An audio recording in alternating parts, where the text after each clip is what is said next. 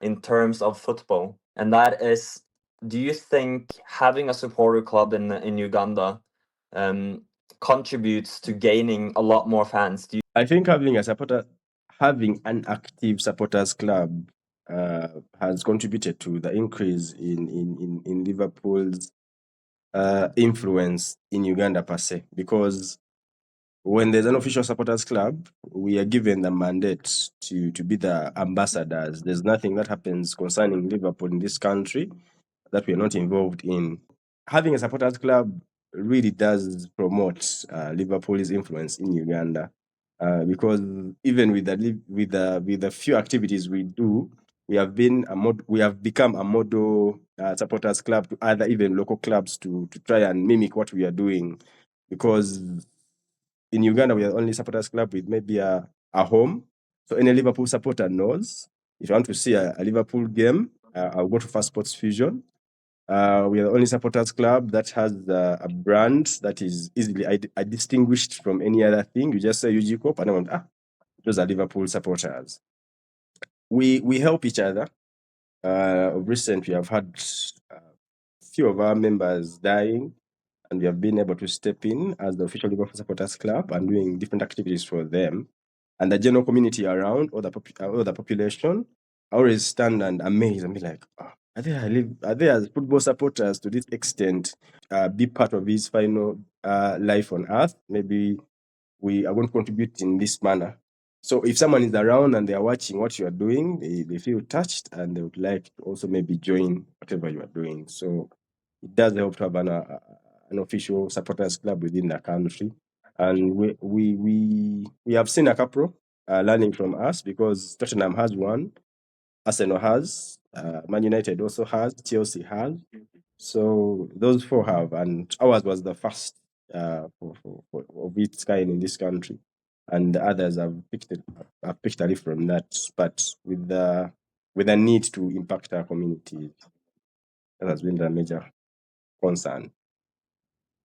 Oh, it sounds like a great supporter club. I'm not gonna lie. I'm actually an Arsenal fan, but I think if I lived in Uganda, I might have Mm. switched Liverpool to join join the supporter club. All It right. sounds really good. Mm. So throughout the interview, you've told me about a lot of the things you do, and it sounds really good. So I just have a question. If you had to choose one activity that you guys do, what do you think is the most important thing you do to gain and keep fans? If Outreaches. you had to choose one. Yes, outreaches, the charity activities. Okay. Yeah, Yeah. going into the community and interaction with the community creates a bond. Even when Liverpool is performing poorly, but the members have already got that family interaction, they always come back to understand that, okay, maybe the team is not on form, but we have each other and we can always meet and chat about it.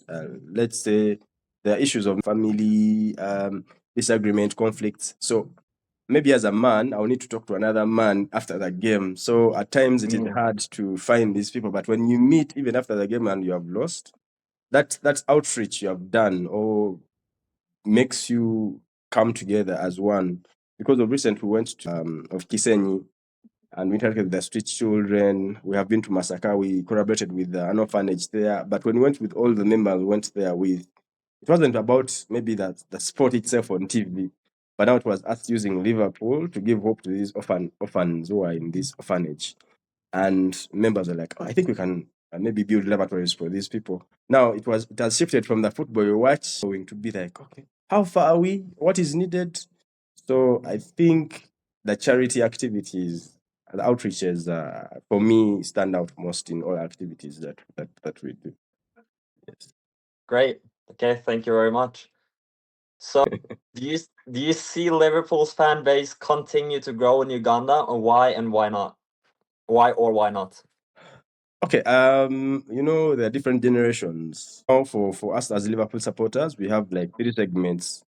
We have I would say the Mioners. The Mioners are the old people who have been supporting Liverpool for the biggest part of the club's existence. And these ones are now mature, they're elderly, and for them, they watch football in a sense of we have seen everything, so there's nothing much to tell us. And that is static. It is very hard to find an old person changing from Arsenal to Liverpool or from Liverpool to Arsenal. Those ones are there. Yeah. Then we have what we call the trends. The trends are the adults, like mid-30s, those who watched Trent transition from the academy to where he reached and achieved everything and maybe left Liverpool. So the Trents are the crop that have seen the success of Liverpool mid-Klopp era when he came in. That is Brendan Rodgers after leaving.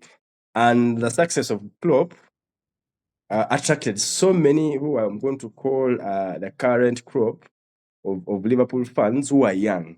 They were attracted by the success and the glory of the club at the time of winning different trophies at a given specific period of time. And this has created a need from so many supporters who are new, because our club is a small fraction of so many different fractions of Liverpool supporters in Uganda. So Liverpool has increased its support in Uganda, I'd say highly, because of the performance, and the marketing has a bit changed. It is more global now than previously. And access to sport in Uganda has increased with the social media rise. And right now you can access any news or anything you want at the tip of your fingers, not like before. So anyone can make an informed decision based on what they want to follow and join. And yeah, Liverpool has been that other option that has presented itself.